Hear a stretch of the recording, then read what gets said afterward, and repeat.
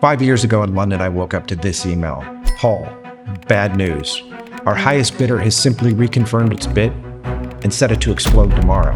When can you talk? Now, I was in the late stages of bidding on the sale of the business, and what was supposed to be a glorious final round of bidding turned into a massive disappointment. My highest bidder not only didn't increase his purchase price, but now is attempting to use a shutdown move to wrest control of my process. I had a problem on my hands and I needed to solve it quickly.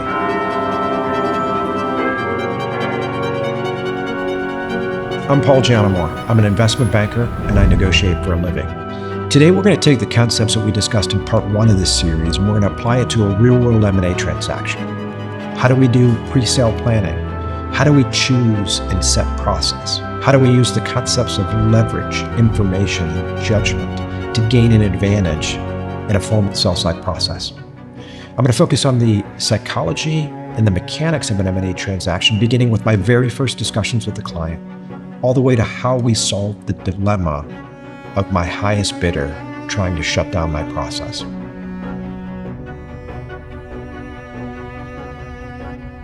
Back in the fall of 2018, I had a meeting with the CEO of Nomor AB, a Nordic residential and commercial services business based in Stockholm. Nomor was owned by management and Norvestor, a Norwegian private equity firm, and the board was in the process of determining whether now was the right time to sell. In recent years, they had been approached by a variety of strategic acquirers as well as private equity firms interested in buying the firm. So they brought us in for a few meetings, and we do what we typically do. When we took a look at the business, I learned as much as I possibly could about the asset. I learned as much as I possibly could about the potential acquisition universe, and we put together a valuation. And typically, our valuations are range constructs. This business will sell from X to Y. Now, at the time, I thought that that business would likely sell for around 1.8 to 1.9 billion SEK, or 200 million USD. We had conversations with management, we had conversations with the board, and by early 2019, the board made the decision to go to formal process. Now, the board could have reached out to the buyers that approached them over the years and said, hey, make us an offer. But being owned by a sophisticated private equity firm that's in the business of buying and selling businesses, they know better. If you're going to sell an asset, you run a formal process. If you're going to buy an asset, you do everything in your power to avoid a formal process.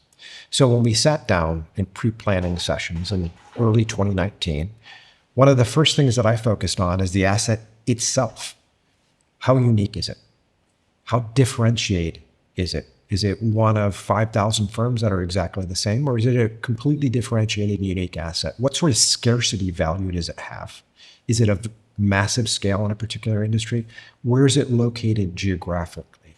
What sort of resources and capabilities does the actual target, the asset itself, bring to larger acquirers or bring to private equity firms? Because, at the end of the day, an acquisition is not just a financial transaction. Companies actually buy companies for unique resources and capabilities that could be leveraged in the future. So I really want to understand the asset. I also really want to understand the buyer universe. So when I think about the Nomor process, we identified between 6 and 10 potential strategic acquirers. Those were companies that are in similar or the same line of business, typically publicly traded companies or large private equity platforms that could acquire a company like Nomor. And then we looked at potential private equity suitors, like how many private equity firms have the capacity to buy a business the size of Nomor in the geography that Nomor is in, doing the sorts of things that Nomor was doing. And we came up with between 50 and 60 total potential acquirers in our acquisition universe. And the reason why I bring up the acquisition universe is when we're starting to think through what sort of process we'll use, the asset itself, as well as the acquisition pool, is very important. And I'll give you an example.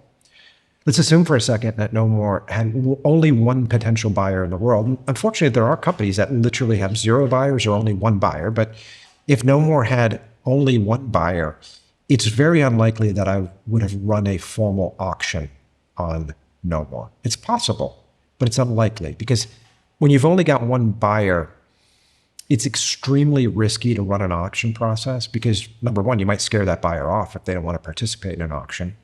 And number 2, one wrong move and you've got a busted auction. So when you've got 1 buyer, you might be better served by doing direct across-the-table style negotiations.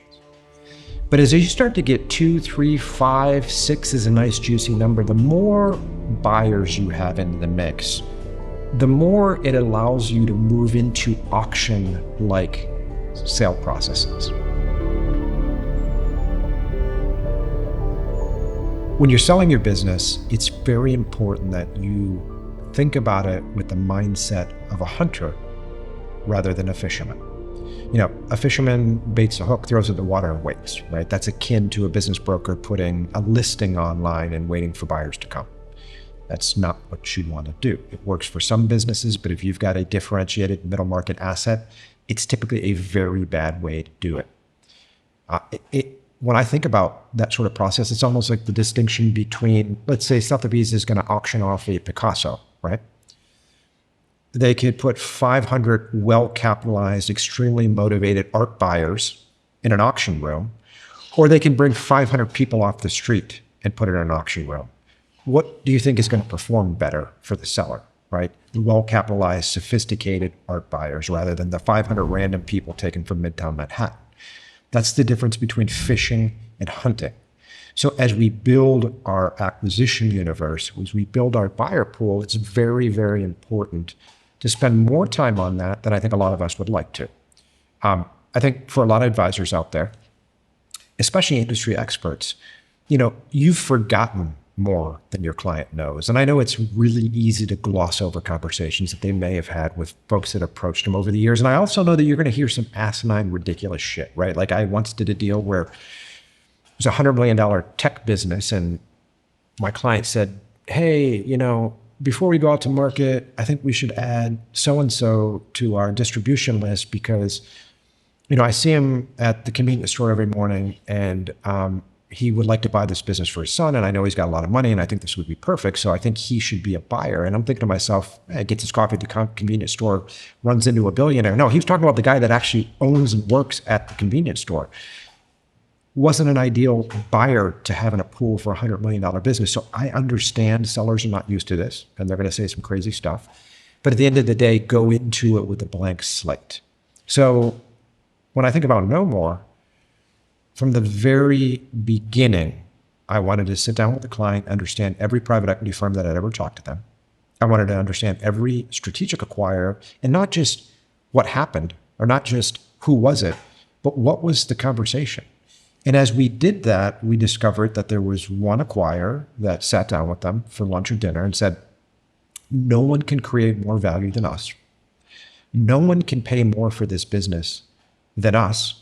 And we would like you to avoid a formal process and just come to us when you're ready to sell, and we're going to write a huge check. We're going to do a preemptive offer. We're going to make you happy. So we discovered those things by asking questions. It's also important for sellers to sit back and think about what sort of firms can create value by buying your business.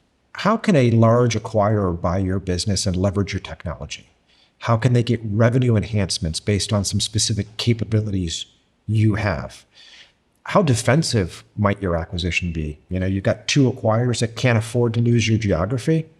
You're in a really good position. So it's important for you as sellers to take control of your financial health in the same way it's important for you as an individual to take care of your own personal health, right? It's like if you were to get an unfortunate diagnosis, and the doctor says, well, man, you're shit out of luck. Like, we've got to give you this chemo and do all sorts of stuff. I mean, are you really just going to sit back and say, sure, doc, I'll do it. I'll see you next time? No, I think a lot of us are going to say, well, okay, what is my problem? Do I need a second opinion? You'll get online, you'll read forums about individuals who've had this sort of disease, who've gone through treatment. You'll read medical journals. You'll understand treatment protocols. You will be an active participant in your personal health. You should be an active participant in your financial health. So, thinking through buyers, who's approached you? Who haven't you thought of?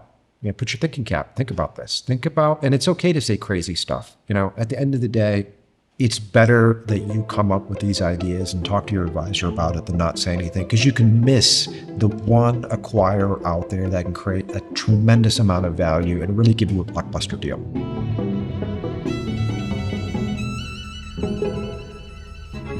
In the context of Nomor, we spent the time understanding the asset. We spent the time understanding the buyer. And we're always thinking like hunters. So we want to make sure we understand what that buyer pool looks like. We've got it all laid out. Who are the key contacts? Who are the different individuals? What have these companies done historically from an M&A perspective? Can we find out any sort of transaction statistics about deals they've done historically? We really do a lot of research upfront. And this is all part of putting together a formal M&A plan. And I know the old adage that, no plan survives contact with the enemy. That's absolutely correct. I mean, in my 20 plus years of doing this, I don't think I've ever had anything go to plan when I'm doing an M&A deal. But it's the act of planning that allows the advisor to think 3 or 4 steps ahead. And when you get into the fog of war, all sorts of crazy shit goes on. It's easy to act emotionally. But if you put together a plan, it has forced you to think about all the alternatives that could possibly happen when you get into the battlefield.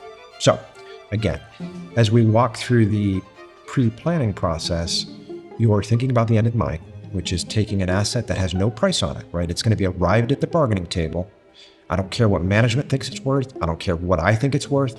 At the end of the day, the market's going to set this price. There's no objective price for a business. It is subjective. It depends on the narrative that I use, how I take that business through process, and how I use leverage to push up the price, get full price discovery, and at the end of the day, end up in a position where we've gotten full price discovery and we can't eat one more penny out of that transaction. That's when I know my job is done and it's done well. So as we move forward with pre-planning, we've now understood the asset. We can begin to put together the SIM, or the confidential information memo, which is simply a sales tool. It is a deck that actually explains the operational and financial information on the company. Sometimes it's 20 pages, sometimes it's 100 pages, depends upon the size and complexity of the business, but it's the primary selling tool for a formal sell-side process. And so as we're assembling the SIM, and we're putting together the buyer universe, and we're doing all the research on the buyers, now we can start to think about choice of process.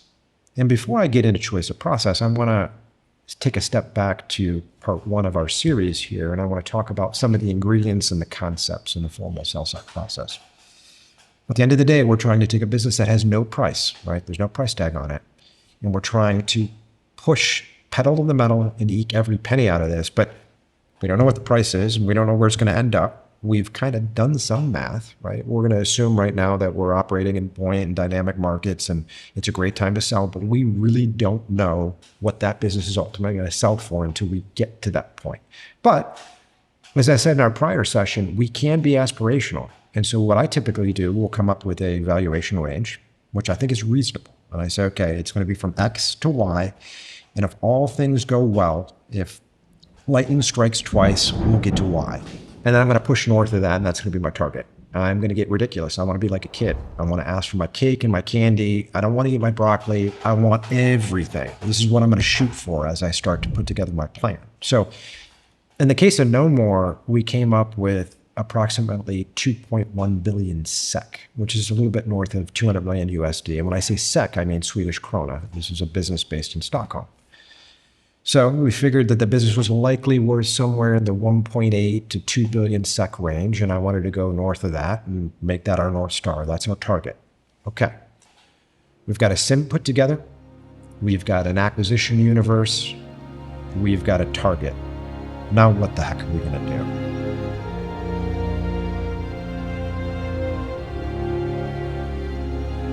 There's a variety of different ways we can commence a process. As I've discussed before, we can do one-on-one direct negotiations, which certainly did not make sense, because the only time you would ever want to do one-on-one direct negotiations is when there's only one likely buyer for your business. Now, for the majority of you out there, if you've got a differentiated business that's kicking off cash flow and you've got resources and capabilities and you got a business that you could sell, you might find 3 potential buyers for it, 5 potential buyers, 10, the list goes on. The more buyers you have, the more you want your process to be auction-like. And when I talk about auctions, as we're thinking about the choice of process for Nomor, a standard auction, which is kind of derivative of the open outcry auction, which is what we typically refer to as an English auction, right? Any ascending price auction is an English auction. And, Sotheby's sells at Picasso. They're using a open outcry English auction. They're starting at roughly 50% of where they think the price will ultimately end up. They're starting with big bid increments. So a $100,000 painting, we're going to start at 50K. We'll use $10,000 increments and we'll decrease them as we go up. We'll hope to breach 100,000. That's a very plain vanilla English auction. Now, we're probably not going to sell a business using the format of an open outcry market. Now, it does happen. It happens typically in what would be called a 363 bankruptcy sale. That's where we would typically see open outcry auctions. But when we're talking about selling a privately held business, confidentiality is obviously extremely important. So we're going to use a sealed bid auction mechanism, meaning it's private. No one buyer knows any of the other participants. With an open outcry auction, you've got 500 people in the room. You look around, you know who else is bidding. In a sealed bid auction, no buyer knows who the other buyers are. Now they can assume, right? I mean, they're sophisticated. If you're buying a certain specific, let's say, a chip manufacturer, right? A microchip manufacturer, right? The chip manufacturers are going to know who the other manufacturers are and who's likely to participate. But at the end of the day, it's confidential and it's private. Furthermore, this is not something you're announcing, right? I mean, you take your business out to market, you use a closed bid auction. It is very quiet. You're not putting stuff on the internet. You are inviting a small group of participants to come in and participate in your sealed bid auction.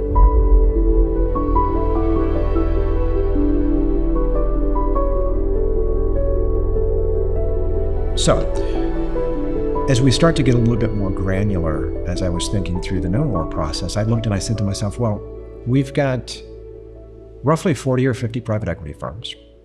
We've got roughly 10 strategic acquirers.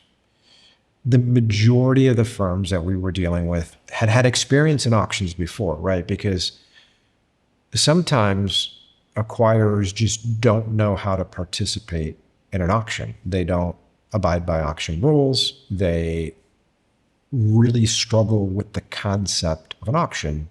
These buyers are inexperienced and they just, hey, tell me a purchase price and I'll tell you if I can pay it or not. But those aren't the folks that we necessarily want to deal with. In this particular case, these buyers were sophisticated, strategic, and private equity acquirers that were used to participating in auctions. So we thought to ourselves, let us start with a more of an informal auction and will become more formal over time. And so what do I mean by that? My job here, right out of the gate, is look at my buyer universe and begin to mold perceptions.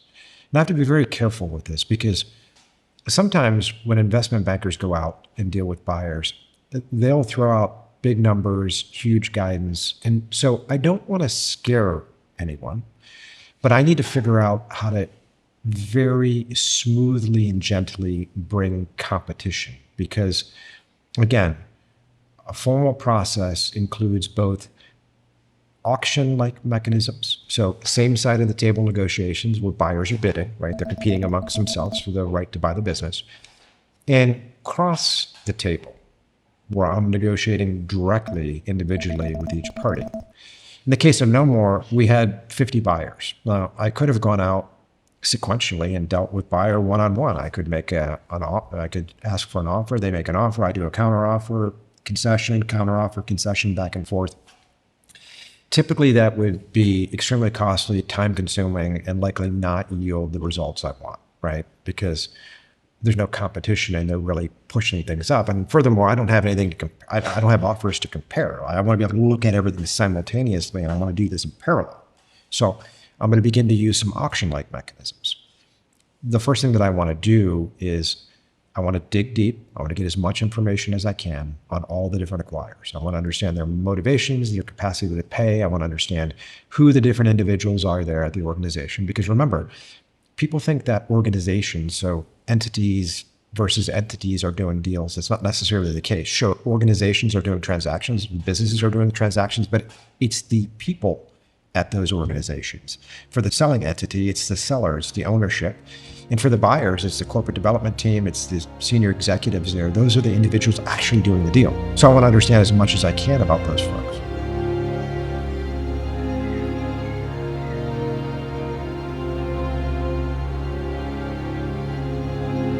So I ferret out as much information as I possibly can on the sell side to understand how my client's business might create value for each individual buyer. It's a lot of work, but it's worth it.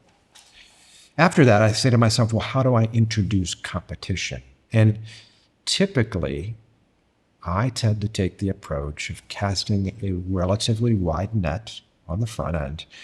And instead of using formal bids, I like to use indicative bids. And you'll see this, it's prolific throughout investment banking. Great investment bankers are going to ask for indicative offers or indications of interest at the front end of the process.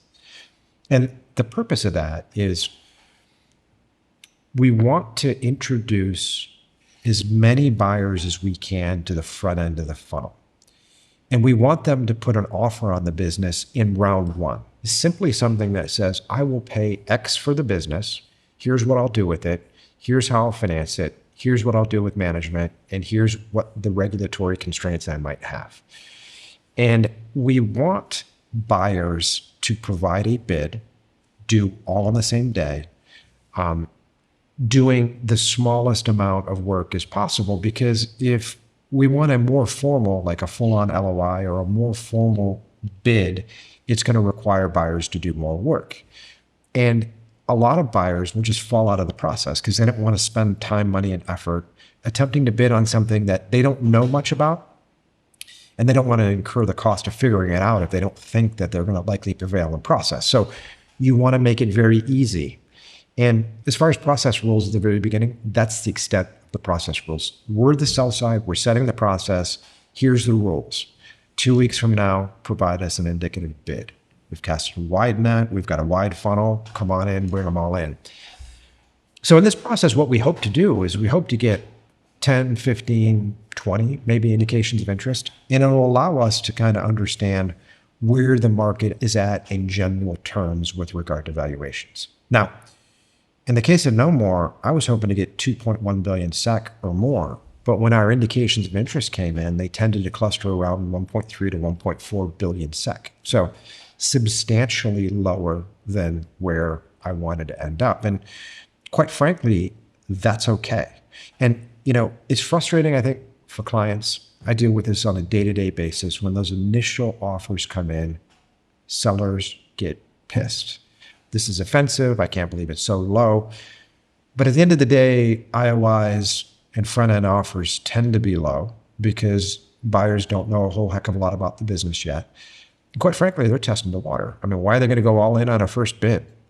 Unless, of course, they want to preempt process. So in the case of Nomor, we did have a buyer that said, I want to preempt process.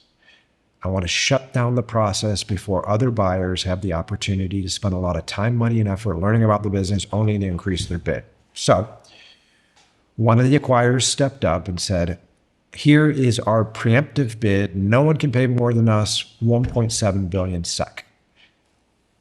The client immediately responded, this is ridiculous for a preemptive offer. If you want to shut down process, I expect to see something north of 2 billion SEK, not 1.7 billion. So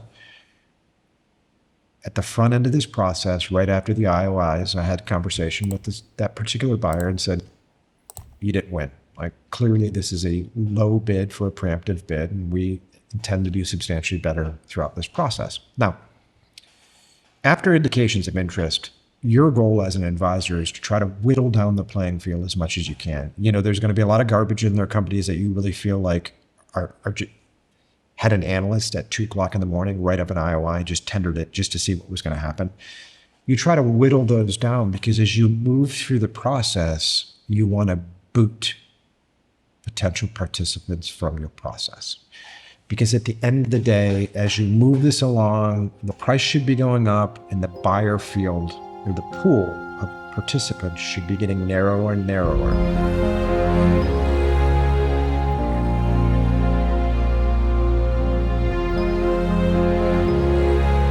It is very, very difficult to simultaneously negotiate with more than 7 or 8 buyers at any given time. So again, start wide, get as many indications of interest as we possibly can, and then after the indications of the interest come in, now we go back to each buyer and we ask them if they're really serious. Say, hey, we are now going to have management meetings. So you're going to have the ability to sit down with management. You'll be able to spend a half day with them. You're going to be able to learn more about the business. It's going to cost you money. You're going to have to get on the plane, fly halfway across the world. You're going to have to hire outside advisors yourself to really invest in this process. But in order to do that, you need to increase your bid. Your bid's not sufficient. Like, you didn't win a management meeting. And so typically before management meetings, we might have 2 or 3 rounds of bidding even before we get to management meeting. And it's important for buyers to actually be able to purchase their seat, so to speak, or purchase the opportunity to sit down with management. So typically what would happen is after the indicative round, we would go to the next round. And the next round would be like, hey, we are holding management meetings 3 weeks from now in Stockholm. If you're interested in participating, please revise your bid. And we would give very similar bid instructions as we did in the indicative round, and they'd be required to tender a revised bid. And what we hope to do here is a couple of different things. You know, I like to think about the investment principle. I guess I can talk about the investment principle in a variety of different ways. One way that I think is pretty easy for everyone to grasp is, like, we as humans don't value something that we don't expend effort to get, right? Like, we don't value advice we don't pay for. People don't value concessions that come quickly. And so in the context of an M&A deal, I always get pissed when inexperienced buyers roll over too quickly, because I know from experience that, hey, this guy didn't decrease his concession sizes. He kind of went all in at once and conceded on everything he could, hoped that was going to be good. But, you know, the seller, who doesn't do this every day, said, well, wait a second. They just gave us an extra $5 million. There's probably another 5 or 10 more. When I'm thinking to myself, there's probably not. So when you don't make the other side work for something, they're not going to value it. So you've got to really battle it out. The corollary to that, though, when I think about the investment principle, is very similar when you're investing in an M&A relationship. If early in the process, each individual buyer hadn't invested time, money, and effort into the relationship, and then you want to see big numbers up front, it's very easy for them to walk away. I mean, there's almost no sunk cost. It's like, hey, I spent a few hours, I read some materials, I put in a bid. Now you're giving me a big counteroffer. I don't give 2 shits, I'm out of here, right? But the more effort they expend, the more they get to know the management team, the more they're talking about it with their board, the more they put their individual name on this, the more they want it, and the more difficult it is for them to walk away. So we always have to think about a formal process in the context of investment. You want the buyers investing time, money, and effort each step of the way. The other thing you want to think about is incrementalism, right? It's, you know, somebody comes in and says, I'm going to give you 1.3 billion SEK for Nomor. I could turn around and say, hey, I want 2.5 for it. And then I find myself in a bargaining, basically positional bargaining, 1.3, 2.5, 1.5, 2.1, and we go back and forth, and typically we'll end up somewhere kind of around the middle. 9 times out of 10, folks, when they do that, end up in the midpoint. I think it's generally a losing proposition in a lot of ways for sellers when they have the ability to run a formal process, to get engaged in that sort of stuff. And as I always say, as a process setter, you want to lean into process as much as you can. On the sell side, you are a process setter. You control the process. You attempt to make sure the other side doesn't wrest control of your process. And wherever you can use process and process rules to extract resources out of the other side, you do that instead of having that sort of direct negotiation. So again, we've got this process. We start with indicative bids. What we're trying to do is we're trying to get investment by the other side, all the other buyers. We want them walking through the process, spending more time, money, and effort. And we want them to focus on slowly and incrementally increasing their bid, because, you know, listen, there's a huge gap between 1.3 billion SEK and 1.9 billion. there's not that big of a gap between 1.8 and 1.9. And so from a psychological perspective, it's way easier. What's another 5 million SEK, right? Versus what's another 500 million. So incrementalism and investment. As we went through the bidding round for Nomor, we decided to bifurcate things. We started first with the strategics, and we kind of did we did it during kind of Scandinavian summer break. So we started this process in July, and we focused first on the strategics. And the reason why we focused on the strategics is for this particular asset, we thought that the strategics were likely to be able to pay more than private equity.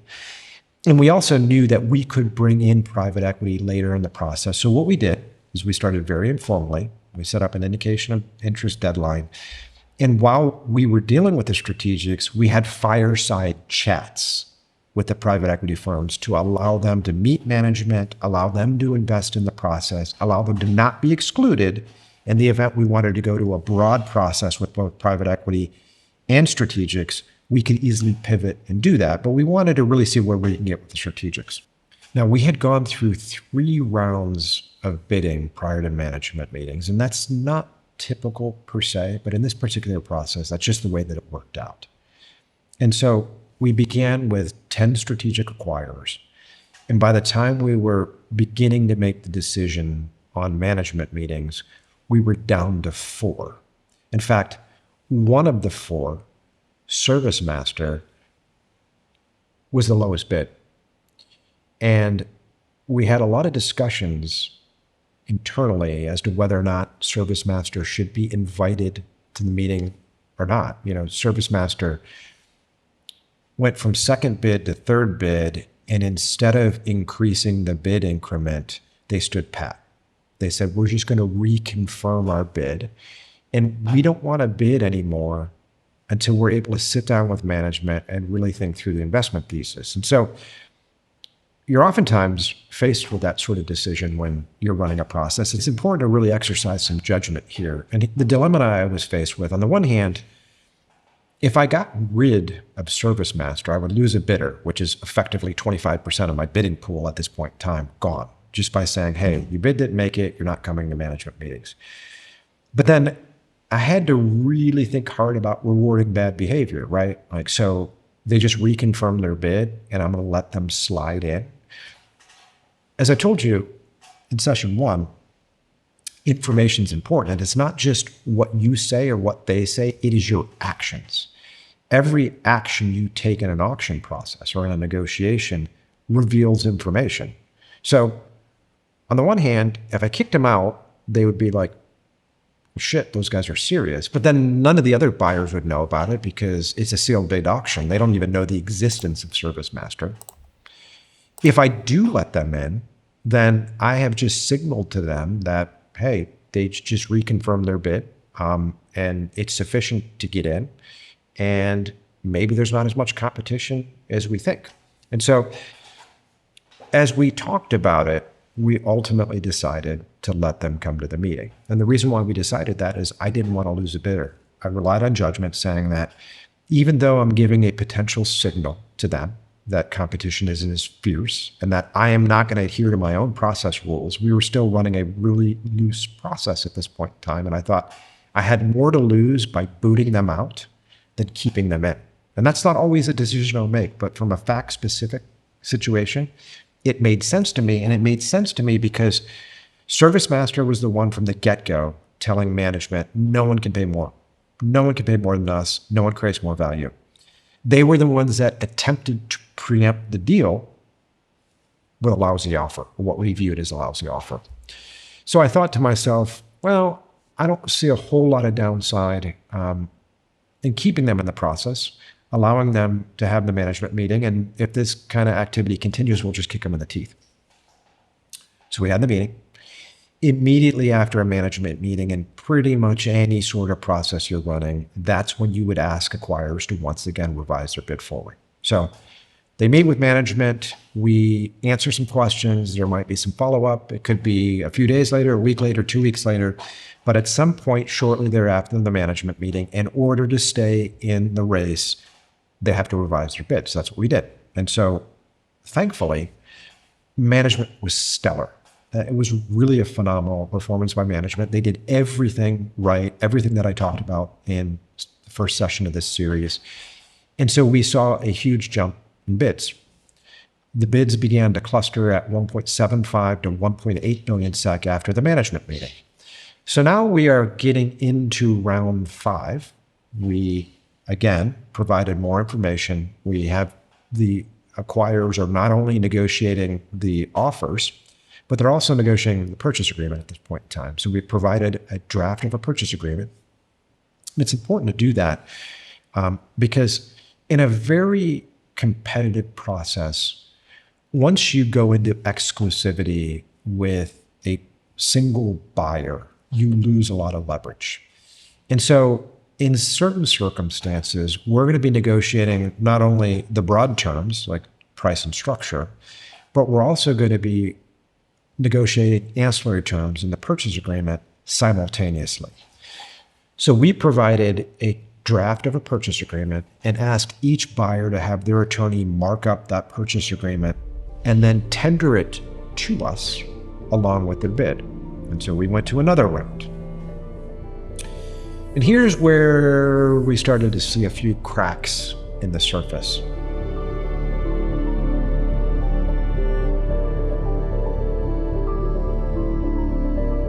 By this round, we begin to see bid increments decrease. And this is one of the things that I think advisors should pay close attention to. As you're running through a process like with Nomor, we might start at 1.3 and then it goes to 1.5 and then it goes to 1.7. We see 200 million SEK increments. But by the time purchase price starts to get a little bit uncomfortable for buyers, we start to see buyers reconfirm bids, so not move up in price. We see acquirers making 100 million or 50 million increments. So by the time we got to the 5th round, we had these things clustered in the high 1.7s, low 1.8s, right? And we started to think that now would be the right time to get the private equity firms spun up for a broad process because, again, my target was 2.1, and already this thing was trailing off here. I was starting to get compressed bid increments. So we thought, let's add some additional competition into the mix. Now, whenever you think about a modified auction like this, I think it really takes a lot of judgment and balance to have clear and concise process rules, but somewhat ambiguous. And what I mean by that is I want to be in control of how many bidding rounds I have, right? But I also don't want to be so ambiguous that buyers never know when it's going to end, right? Am I going to have 10 rounds? Am I going to have 20 rounds? Because if I do, they're going to start holding back, right? If you feel like you're always going to be going into another bidding round, you're not going all in on price because you're going to think, well, I put my highest reserve price there. They're just going to shop that deal and somebody's going to come in right over the top. So you're always holding something back. It's akin to a marathon, right? Like it's like you see guys running for an hour and they're pacing themselves. But then once that finish line is in sight, man, these guys take off. They sprint to the end. So at some point, you need to show buyers the finish line. And sometimes you do that at the very beginning of the process. You say, we're going to do 2 bid rounds or 1 bid round or 5 bid rounds, or this is what we're going to do. But sometimes you remain a little bit more ambiguous and that you use your judgment to determine whether or not you're going to show the buyer the finish line. And so we finally got into about the 5th or 6th round, and we had one offer at 1.7. We had 2 at 1.8 billion SEK, and we had our highest bidder at 1.85 billion SEK. And at that point in time, that bidder was the favorite. That bidder was always the highest bidder. They communicated very well. The management teams liked each other. And I started to think to myself, this is probably the most likely buyer. But then I stopped myself. And here's why. Whenever you start a process as an investment banker, as an advisor, I think it's very, very important that you don't go into it with any perceived notions. And you, the seller, should do the same thing, right? Don't go into a process favoring any buyer. Let the market and the facts speak, right? I used to, joke around the office. It's exciting to say like, oh, company XYZ is likely to prevail. They're going to create the most value. But I find that tends to sometimes distort behavior. So I think it's better. And I have to, even as an advisor who does this every day, I had to stop myself and say, you know what? I'm going to lean into process. I'm going to run this right. And I don't care who's going to prevail. At the end of the day, whoever prevails is going to put that best offer on the table.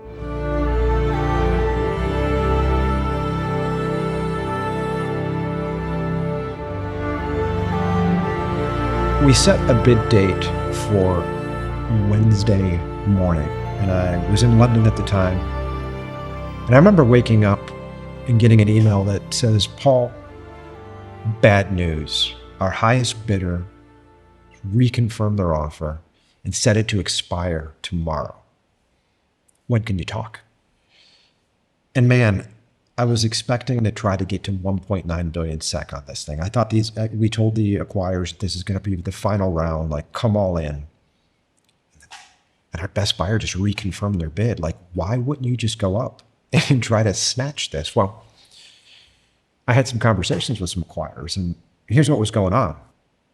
A lot of them had gas in the tank, but they didn't really believe. They believed at this point in time that every one of them thought they were overpaying for this asset, which quite frankly they were, right? It was an extremely healthy price. It was 20 times EBITDA. It was the highest in the industry at the time. It was an extremely high price. So they thought they were overpaying already. They were not 100% sure that anything they would put on paper wouldn't be shopped by us. We attempted to build the credibility that we wouldn't do that. I think we were very fair and we gave the same instructions to all bidders. But of course, it doesn't matter how much credibility you have. If you're going into this and you're a buyer, you got to think, okay, the seller might play games with me here. And I think most bidders just didn't think they had to do more. So here's where we ended up. I had 2 bids now at 1.85, and I had 2 bids at 1.8. The highest bidder now was neck and neck with number 2. And I still had ServiceMaster at 1.8. Of course, this was the company that has told us at every single meeting that no one can pay more than us. I started to think to myself, well, are they credible or not? So I got up that morning and I was pissed because not only did we not hit the 1.9 billion SEK that I wanted, that we expected, now I have my best buyer comes in and says, I'm going to use a shutdown move. I'm going to rust control your process. And here's what I mean by that. I mean, their offer said 1.85 billion, not a penny more, and you've got 24 hours to accept or reject this. So they now are attempting to change the rules of hey, this is the final bid round, buyers. And now the buyer's going to step in and say, hey, take this or leave this. That's not the way it works. And so I'm extremely irritated, but I did exactly what I advise everyone on my team to do, which is do absolutely nothing. I showered, I got dressed, a cup of coffee, and I went out and walked the streets of London. And I really wanted to think through the process. What sort of options did I actually have at this point in time? So as I walked that morning, I thought to myself, I've got 4 bidders who are essentially neck and neck. They've all proven that they really want this transaction. Every one of them is trying to take the discussions offline and engage in one-on-one direct negotiations. And then it hit me. I needed to introduce risk into this situation. I needed to put these buyers in a position to lose. Now, again, they invested a ton of time. This has been a multi-month process. I talked about the investment principle. These guys got on the plane, they flew to Stockholm, they spent a lot of time meeting with management, dining with management. They've done a tremendous amount of diligence. Every one of these acquirers had spent hundreds of thousands of dollars in legal fees and due diligence. And I needed to pick a horse. And in order to get that purchase price to where I needed it to be, I had to introduce risk into the equation. And as I walked that day, it hit me. How do you sell flowers in the Netherlands? How does the US Treasury auction off Treasury securities? They don't use an ascending price English auction. They use a descending price Dutch auction. I'd never done it before, but I thought to myself, why not? Because every chance I get, I try to lean into process as opposed to directly negotiate. So it's exactly what we did. So what is a Dutch auction? A Dutch auction, for example, in the Netherlands, 2 million flowers are sold every morning in the Netherlands, and the process is a Dutch auction. The price starts high and it descends. As the price goes down, when somebody wants to buy flowers at a certain price, they hit the button, they buy the quantity of flowers that they want at that price, and when they're done, it keeps moving down until all the flowers are gone. Dutch auctions are great for speed. They move very quickly. But more importantly, they're great for risk, because if you're willing to pay $2 for something, and you think you can get it for $1.75, do you really want to take the risk that somebody's going to come in and buy it for $1.98, for example? So that introduces risk into the equation. So as I walked that day, I set up the call. Remember, we did it at 1 o'clock in the afternoon, Central European time. And I said, why don't we begin at 2.1 billion SEK and run a Dutch auction, which means we go out to each individual acquirer and say, acquire A, the price on the table is 2.1 billion SEK. You don't have 48 hours, you don't have a week, you have 8 hours. At the end of 8 hours, you've either rejected this or it expires, and we go to the next bidder.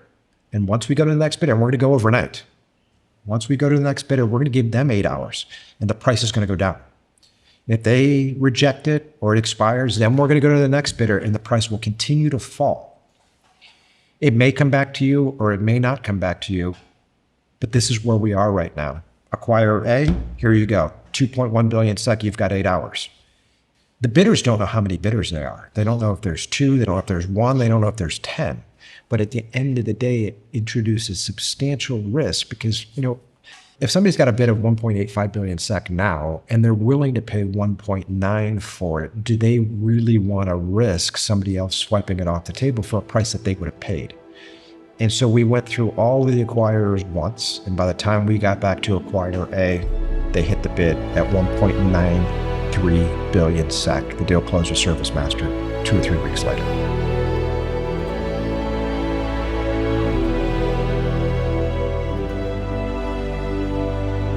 Why I wanted to give this Nomor example today is because it provides a lot of insight into process setting and process rules. For example, acquirer B, one that was at 1.85 billion SEK and used the shutdown move, they attempted to change the process rules, right? Accept our bid today or otherwise we're out the door. That wasn't my rule. As a process setter, I certainly didn't want them to have the opportunity to do that. And unfortunately for them, I think in many circumstances, had they done a shutdown move earlier in the process, maybe not in the Nomor process, because I don't think we would have accepted the 1.85 billion, but an appropriate time to use a shutdown move is way earlier in the process. If you wait until the very end, if in fact we didn't have any of their buyers, that was acquirer B saying, I don't think there's any buyers at this level. I think we're the only one here. So quit messing around, take our number, or we're out the door. Unfortunately for them, it backfired. The use of the Dutch auction is leaning into process. Again, you have decisions to make always. Whenever you start a formal sell-side process, you on the sell side, you're the process setter. But you're always negotiating process and substance, right? You're negotiating the process rules, but you're also negotiating the substance, so the terms and price of the transaction. And to whatever extent you can lean into process and allow that to do your negotiating for you, you should do it. As I think back to that transaction, I was at the point where we instituted the Dutch auction where I was almost prepared to negotiate one-on-one because we felt like there was a little bit more gas in the tank. And we didn't think a traditional ascending price English auction would get it done. We didn't think that buyers would really revise their bid forward based on not only the activity that we saw, like the decreasing bid increments, the moaning we heard from buyers directly, as well as them desiring to have one-on-one negotiations with us. So I didn't feel like another round or a survival round was going to be the way to go. And that's why we went the Dutch auction route. And so I think for our purposes, you should always attempt to control the process the best that you can. You need to fight the shutdown moves from the other side, which will inevitably happen. But just remember, you want to stay in control of this process. However, the longer you do this and the more experience you have, the more judgment you'll have. And you have to always keep in mind that these aren't hard and fast rules.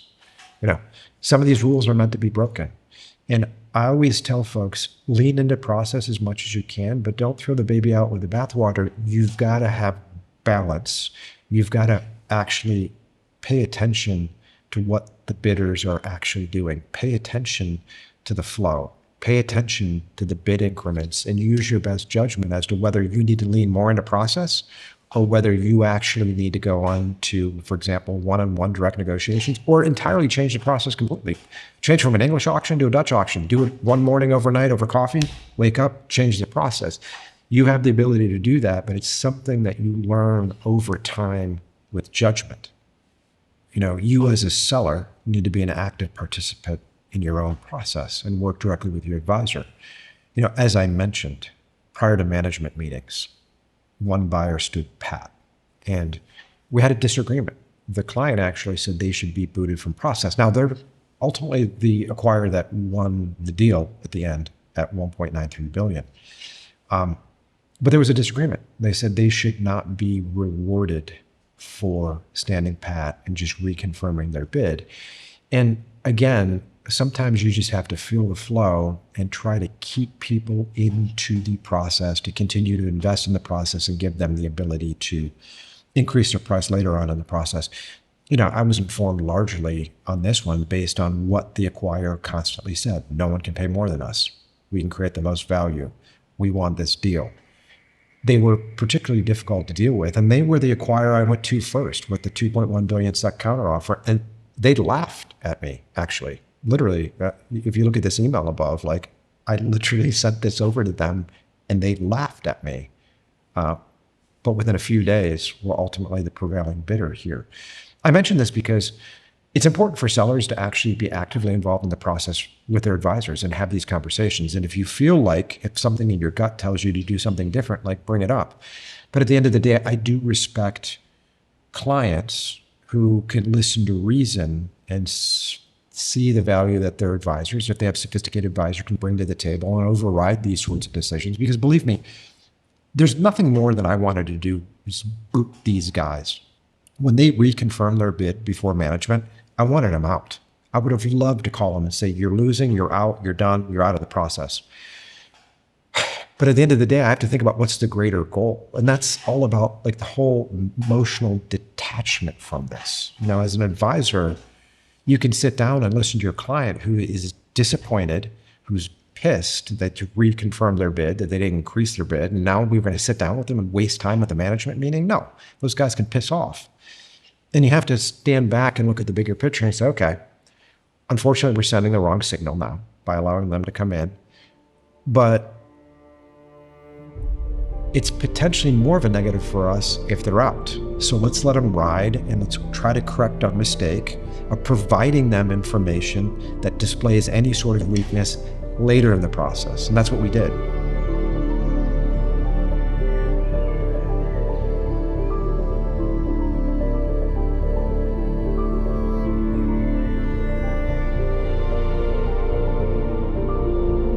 And although I don't like to use military strategy when I'm talking about business transactions, I do harken back to Sun Tzu a little bit. He says that it's the cool, detached warrior who wins, not the hothead or the seeker of fortunes. And almost every deal I do, my clients are typically perpetually pissed with the other side, right?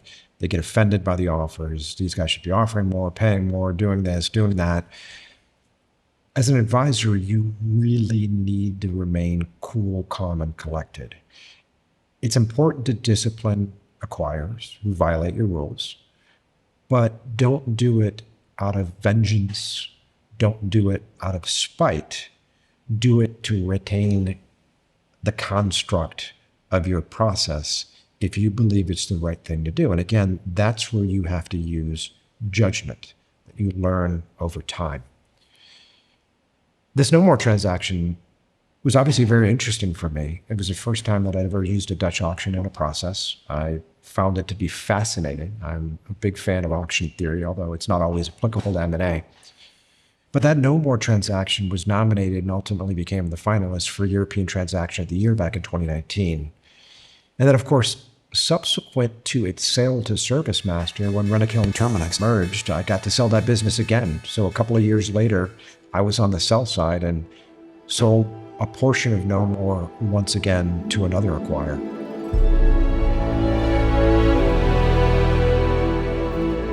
Thank you for joining me today as I reminisce on the tale of Nomor. For you M&A advisors out there, I hope you learned a little something to help you tighten your game. And for you sellers, we love to kill it for our clients. In fact, we work with many of our clients years in advance of an ultimate sale.